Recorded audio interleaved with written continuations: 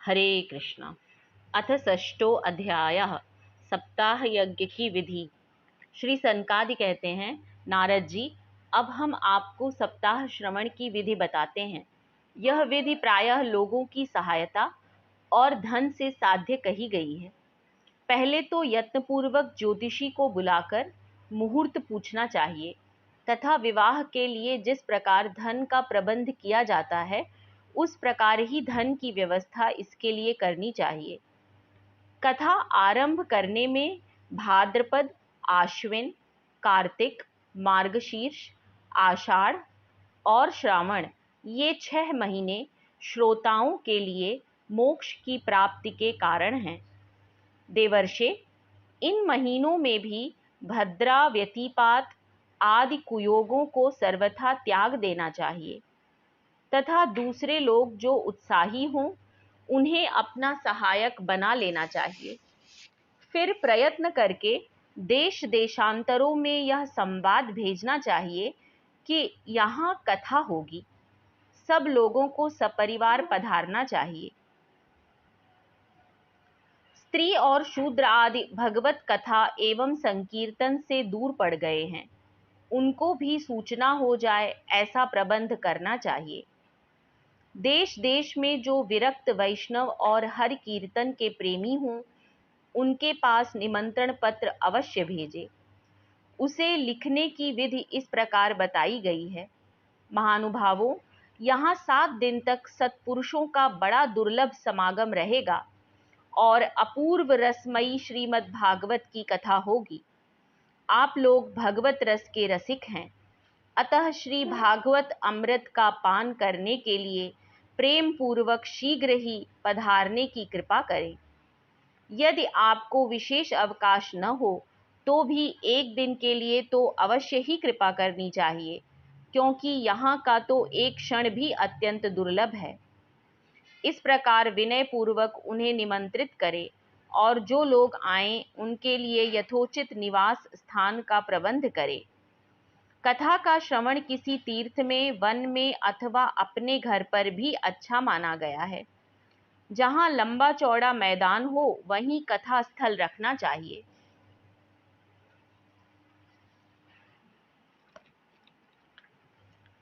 भूमि का शोधन, मार्जन और लेपन करके रंग बिरंगी धातुओं से चौक पूरे।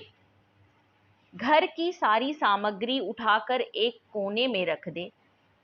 5 दिन पहले से ही यत्न पूर्वक बहुत से बिछाने के वस्त्र एकत्र कर ले तथा केले के खंभों से सुशोभित एक ऊंचा मंडप तैयार कराए। उसे सब ओर फल, पुष्प, पत्र और चंदोवे से अलंकृत करे तथा चारों ओर झंडियां लगाकर तरह तरह के सामानों से सजा दे। उस मंडप में कुछ ऊंचाई पर 7 विशाल लोकों की कल्पना करे और उनमें विरक्त ब्राह्मणों को बुला बुला कर बैठाए। आगे की ओर उनके लिए वहां यथोचित आसन तैयार रखे। इनके पीछे वक्ता के लिए भी एक दिव्य सिंहासन का प्रबंध करे। यदि वक्ता का मुख उत्तर की ओर रहे तो श्रोता पूर्व मुख होकर बैठे और यदि वक्ता पूर्व मुख रहे तो श्रोता को उत्तर की ओर मुख करके बैठना चाहिए अथवा वक्ता और श्रोता को पूर्व मुख होकर बैठना चाहिए। देश काल आदि को जानने वाले महानुभावों ने श्रोता के लिए ऐसा ही नियम बताया है। जो वेद शास्त्र की स्पष्ट व्याख्या करने में समर्थ हो, तरह तरह के दृष्टांत दे सकता हो तथा विवेकी और अत्यंत निःस्पृह हो, ऐसे विरक्त और विष्णु भक्त ब्राह्मण को वक्ता बनाना चाहिए। श्रीमद् भागवत के प्रवचन में ऐसे लोगों को नियुक्त नहीं करना चाहिए जो पंडित होने पर भी अनेक धर्मों के चक्कर में पड़े हुए हों, स्त्री लंपट एवं पाखंड के प्रचारक हों।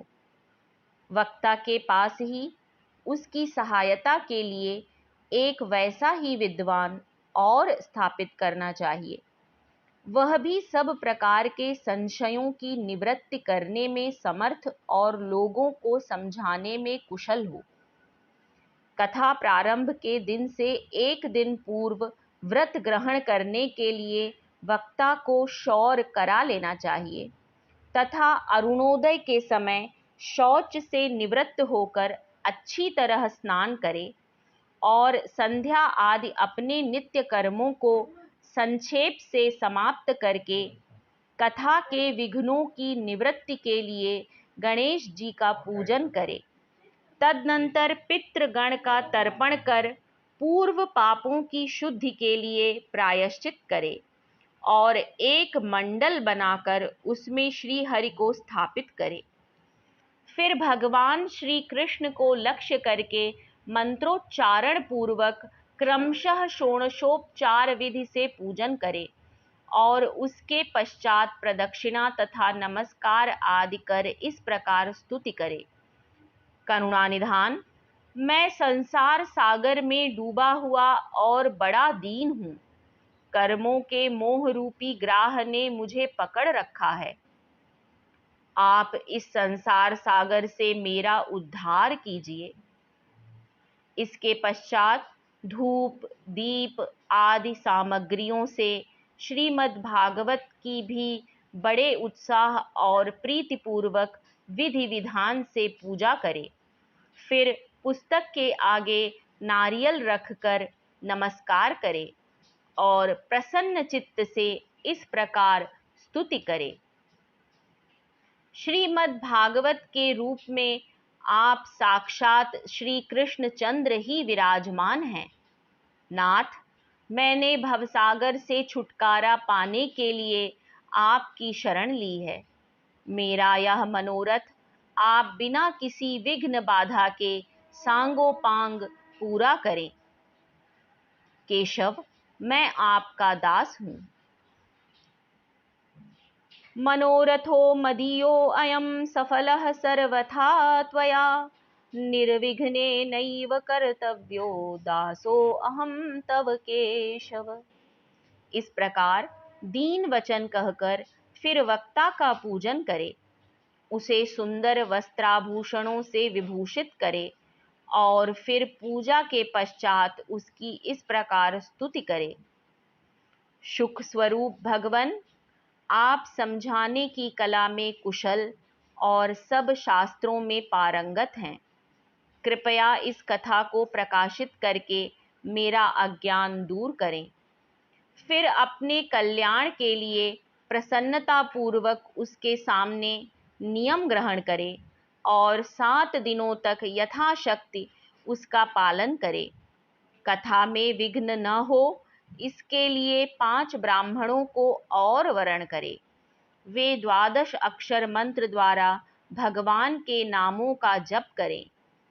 फिर ब्राह्मण अन्य विष्णु भक्त एवं कीर्तन करने वालों को नमस्कार करके उनकी पूजा करे और उनकी आज्ञा पाकर स्वयं भी आसन पर बैठ जाए।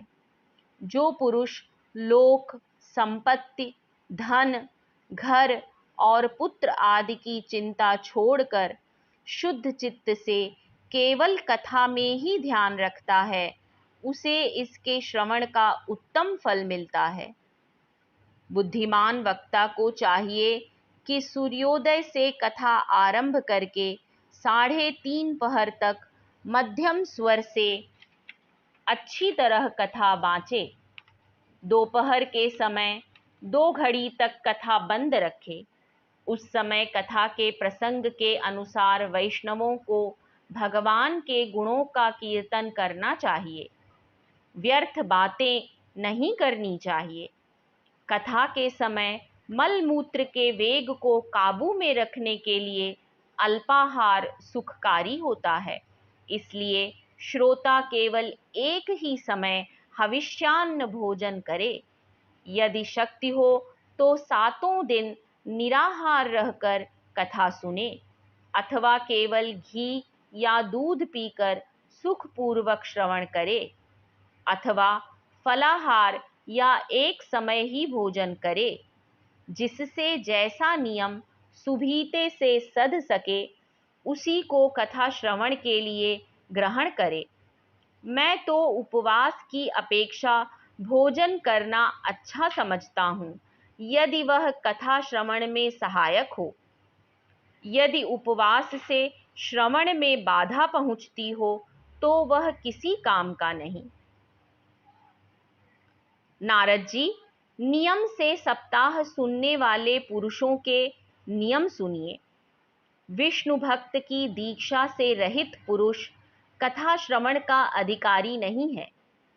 जो पुरुष नियम से कथा सुने, उसे ब्रह्मचर्य से रहना, भूमि पर सोना और नित्य प्रति कथा समाप्त होने पर पत्तल में भोजन करना चाहिए। दाल, मधु, तेल, गरिष्ठ अन्न, भाव दूषित पदार्थ और बासी अन्न, इनका उसे सर्वदा ही त्याग करना चाहिए। काम, क्रोध, मद, मान, मत्सर, लोभ, मोह, दंभ और द्वेष को तो अपने पास भी नहीं फटकने देना चाहिए। वह वेद, वैष्णव, ब्राह्मण, गुरु, गोसेवक तथा स्त्री, राजा और महापुरुषों की निंदा से भी बचे। नियम से कथा सुनने वाले पुरुष को रजस्वला स्त्री, अंत्यज, म्लेच्छ, पतित, गायत्रीहीन द्विज, ब्राह्मणों से द्वेष करने वाले तथा वेद को न मानने वाले पुरुषों से बात नहीं करनी चाहिए। सर्वदा सत्य, शौच, दया, मौन, सरलता, विनय और उदारता का बर्ताव करना चाहिए। धनहीन, क्षय रोगी, किसी अन्य रोग से पीड़ित, भाग्यहीन, पापी, पुत्रहीन और मुमुक्षु भी यह कथा श्रवण करे। जिस स्त्री का रजोदर्शन रुक गया हो, जिसके एक ही संतान होकर रह गई हो, जो बांझ हो, जिसकी संतान होकर मर जाती हो अथवा जिसका गर्भ गिर जाता हो, वह यत्नपूर्वक इस कथा को सुने। दरिद्रश्च क्षयी रोगी, निर्भाग्यः पाप कर्मवान, अनपत्यो मोक्षकामः शृणुयाच्च कथामिमाम्। अपुष्पा काकवन्ध्या च वन्ध्या या च मृतार्भका, स्रवद्गर्भा च या नारी, तया श्राव्या प्रयत्नतः। ये सब यदि विधिवत कथा सुने तो इन्हें अक्षय फल की प्राप्ति हो सकती है। यह अत्युत्तम दिव्य कथा करोड़ों यज्ञों का फल देने वाली है। इस प्रकार इस व्रत की विधियों का पालन करके फिर उद्यापन करें।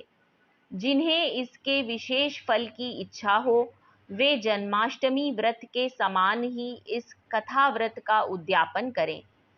किंतु जो भगवान के अकिंचन भक्त हैं, उनके लिए उद्यापन का कोई आग्रह नहीं है। वे श्रवण से ही पवित्र हैं, क्योंकि वे तो निष्काम भगवत भक्त हैं। इस प्रकार जब सप्ताह यज्ञ समाप्त हो जाए, तब श्रोताओं को अत्यंत भक्तिपूर्वक पुस्तक और वक्ता की पूजा करनी चाहिए। फिर वक्ता श्रोताओं को प्रसाद, तुलसी और प्रसादी मालाएं दे तथा सब लोग मृदंग और झांझ की मनोहर ध्वनि से सुंदर कीर्तन करें। जय जयकार, नमस्कार और शंख ध्वनि का घोष कराए तथा ब्राह्मण और याचकों को धन और अन्न दे। श्रोता विरक्त हो तो कर्म की शांति के लिए दूसरे दिन गीता पाठ करे। गृहस्थ हो तो हवन करे। उस हवन में दशम स्कंध का एक एक श्लोक पढ़कर विधि पूर्वक खीर, मधु, घृत, तिल और अन्न आदि सामग्रियों से आहुति दे अथवा एकाग्र चित्त से गायत्री मंत्र द्वारा हवन करे, क्योंकि तत्वतः यह महापुराण गायत्री स्वरूप ही है। होम करने की शक्ति न हो तो उसका फल प्राप्त करने के लिए ब्राह्मणों को हवन सामग्री दान करे तथा नाना प्रकार की त्रुटियों को दूर करने के लिए और विधि में फिर जो न्यून अधिकता रह गई हो उसके दोषों की शांति के लिए विष्णु सहस्त्र नाम का पाठ करे। उससे सभी कर्म सफल हो जाते हैं, क्योंकि कोई भी कर्म इससे बढ़कर नहीं है। फिर 12 ब्राह्मणों को खीर और मधु आदि उत्तम उत्तम पदार्थ खिलाए तथा व्रत की पूर्ति के लिए गौ और सुवर्ण का दान करे। सामर्थ्य हो तो 3 तोले सोने का एक सिंहासन बनवाए, उस पर सुंदर अक्षरों में लिखी हुई श्रीमद् भागवत की पोथी रखकर उसकी आवाहन आदि विविध उपचारों से पूजा करे और फिर जितेंद्रिय आचार्य को उसका वस्त्र, आभूषण एवं गंध आदि से पूजन कर दक्षिणा के सहित समर्पण कर दे। यों करने से वह बुद्धिमान दाता जन्म मरण के बंधनों से मुक्त हो जाता है।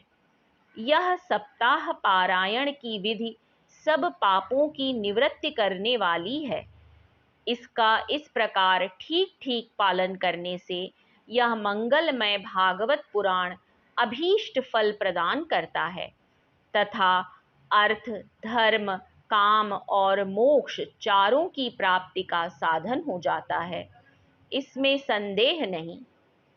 सनकादि कहते हैं, नारद जी, इस प्रकार तुम्हें यह सप्ताह श्रवण की विधि हमने पूरी पूरी सुना दी। अब और क्या सुनना चाहते हो? इस श्रीमद् भागवत से भोग और मोक्ष दोनों ही हाथ लग जाते हैं। सूत जी कहते हैं, शौनक जी, यों कहकर महामुनि सनकादि ने 1 सप्ताह तक विधि पूर्वक इस सर्व पाप नाशिनी, परम पवित्र तथा भोग और मोक्ष प्रदान करने वाली भागवत कथा का प्रवचन किया।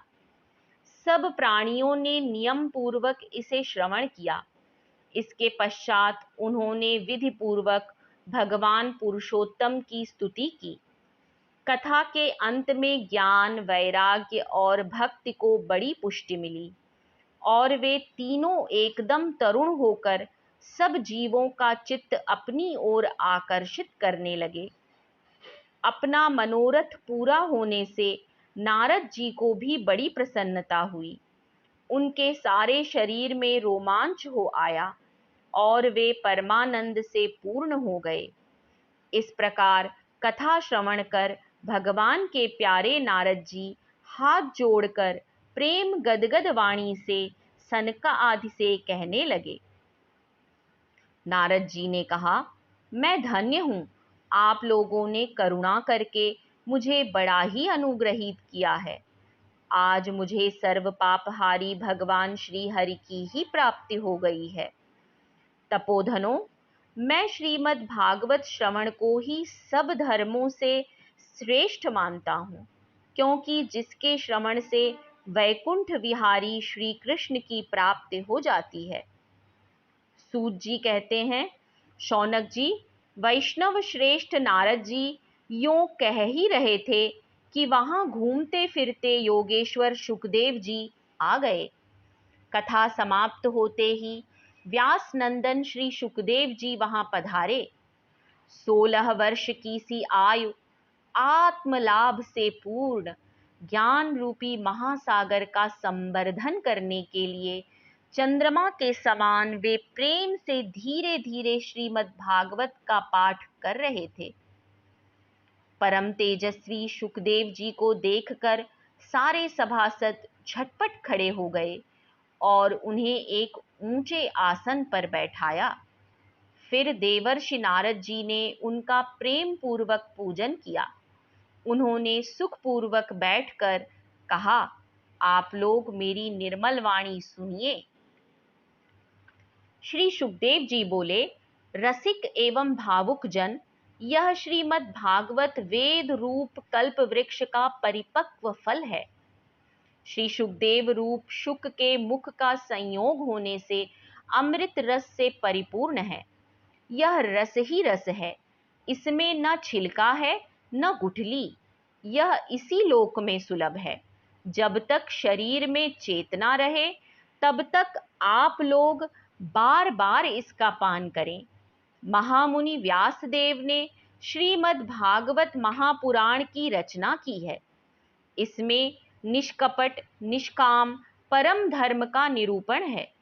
इसमें शुद्धांतःकरण सत्पुरुषों के जानने योग्य कल्याणकारी वास्तविक वस्तु का वर्णन है, जिससे तीनों तापों की शांति होती है। इसका आश्रय लेने पर दूसरे शास्त्र अथवा साधन की आवश्यकता नहीं रहती। जब कभी पुण्यात्मा पुरुष इसके श्रवण की इच्छा करते हैं, तभी ईश्वर अविलंब उनके हृदय में अवरुद्ध हो जाता है। यह भागवत पुराणों का तिलक और वैष्णवों का धन है। इसमें परमहंसों के प्राप्य विशुद्ध ज्ञान का ही वर्णन किया गया है तथा ज्ञान, वैराग्य और भक्ति के सहित निवृत्ति मार्ग को प्रकाशित किया गया है। जो पुरुष भक्ति पूर्वक इसके श्रवण, पठन और मनन में तत्पर रहता है, वह मुक्त हो जाता है। यह रस स्वर्गलोक, सत्यलोक, कैलाश और वैकुंठ में भी नहीं है। इसलिए भाग्यवान श्रोताओं, तुम इसका खूब पान करो, इसे कभी मत छोड़ो। स्वर्गे सत्ये च कैलासे वैकुंठे नास्त्ययं रसः अतः पिबन्तु सद्भाग्या मामुच्यत करहिचित्। सूत जी कहते हैं, श्री सुखदेव जी इस प्रकार कह ही रहे थे कि उस सभा के बीचों बीच प्रहलाद, बलि, उद्धव और अर्जुन आदि पार्षदों के सहित साक्षात श्री हरि प्रकट हो गए। बोलिए श्री कृष्णचंद्र भगवान की जय। तब देवर्षि नारद ने भगवान और उनके भक्तों की यथोचित पूजा की। भगवान को प्रसन्न देखकर देवर्षि ने उन्हें एक विशाल सिंहासन पर बैठा दिया और सब लोग उनके सामने संकीर्तन करने लगे। उस कीर्तन को देखने के लिए श्री पार्वती जी के सहित महादेव जी और ब्रह्मा जी भी आए। कीर्तन आरंभ हुआ। प्रहलाद जी तो चंचल गति होने के कारण करताल बजाने लगे। उद्धव जी ने झांझें उठा लीं। देवर्षि नारद वीणा की ध्वनि करने लगे। स्वर विज्ञान में कुशल होने के कारण अर्जुन राग आलापने लगे। इंद्र ने मृदंग बजाना आरंभ कर दिया। सनकादि बीच बीच में जय घोष करने लगे और इन सब के आगे सुखदेव जी तरह तरह की सरस अंग भंगी करके भाव बताने लगे। इन सब के बीच में परम तेजस्वी भक्त, ज्ञान और वैराग्य नटों के समान नाचने लगे। ऐसा अलौकिक कीर्तन देखकर भगवान प्रसन्न हो गए और इस प्रकार कहने लगे, मैं तुम्हारी इस कथा और कीर्तन से बहुत प्रसन्न हूँ। तुम्हारे भक्तिभाव ने इस समय मुझे अपने वश में कर लिया है, अतः तुम लोग मुझसे वर मांगो। भगवान के ये वचन सुनकर सब लोग बड़े प्रसन्न हुए और प्रेमाद्र चित्त से भगवान से कहने लगे, भगवान, हमारी यह अभिलाषा है कि भविष्य में जहाँ कहीं सप्ताह कथा हो, वहाँ आप इन पार्षदों के सहित अवश्य पधारें। हमारा यह मनोरथ पूर्ण कर दीजिए। भगवान तथास्तु कहकर अंतर्ध्यान हो गए।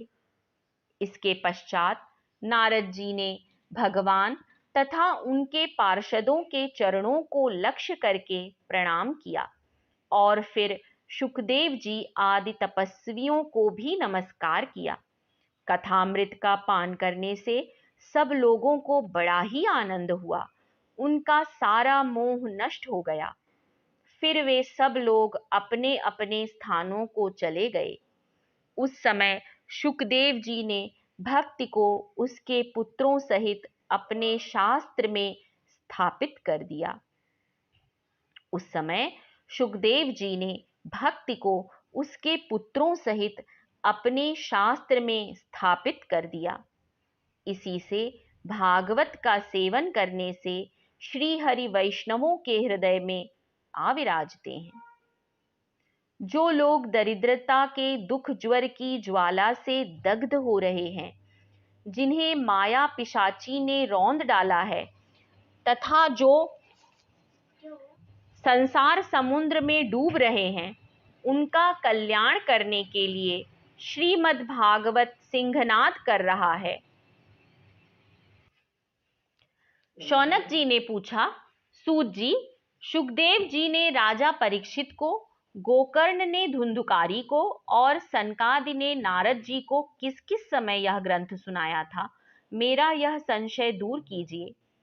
सूत जी ने कहा, भगवान श्री कृष्ण के स्वधाम गमन के बाद कलयुग के 30 वर्ष से कुछ अधिक बीत जाने पर भाद्रपद मास की शुक्ला नवमी को शुकदेव जी ने कथा आरंभ की थी।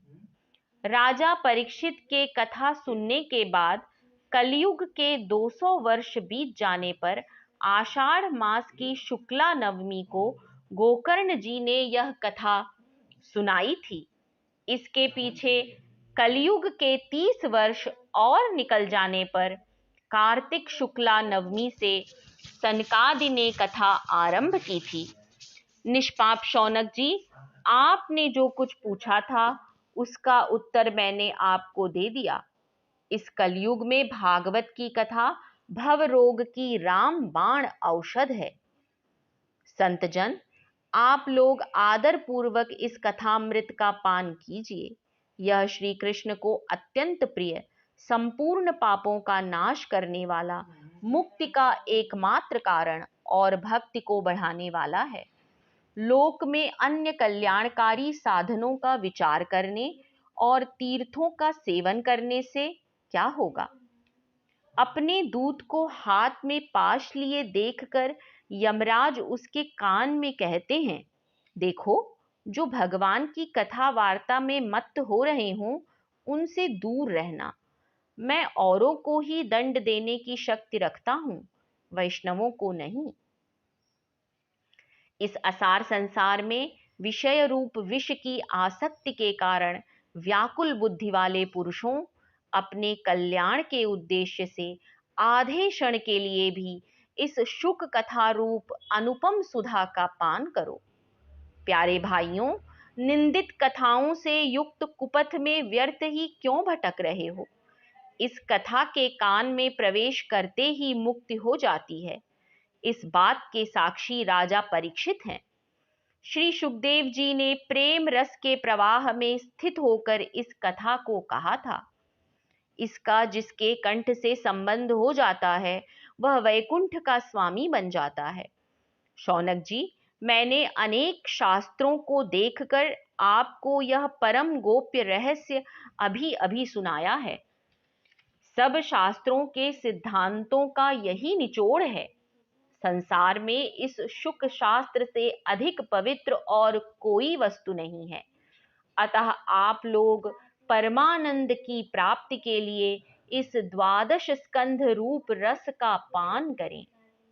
जो पुरुष नियम पूर्वक इस कथा का भक्ति भाव से श्रवण करता है और जो शुद्धांतःकरण भगवत भक्तों के सामने इसे सुनाता है, वे दोनों ही विधि का पूरा पूरा पालन करने के कारण इसका यथार्थ फल पाते हैं। उनके लिए त्रिलोकी में कुछ भी असाध्य नहीं रह जाता। इति श्री पद्म पुराणे उत्तरखंडे श्रीमद् भागवत महात्म्ये श्रवण विधि कथनम नाम 6ठो अध्यायः। धन्यवाद आप सभी श्रोताओं का कथा को श्रवण करने के लिए।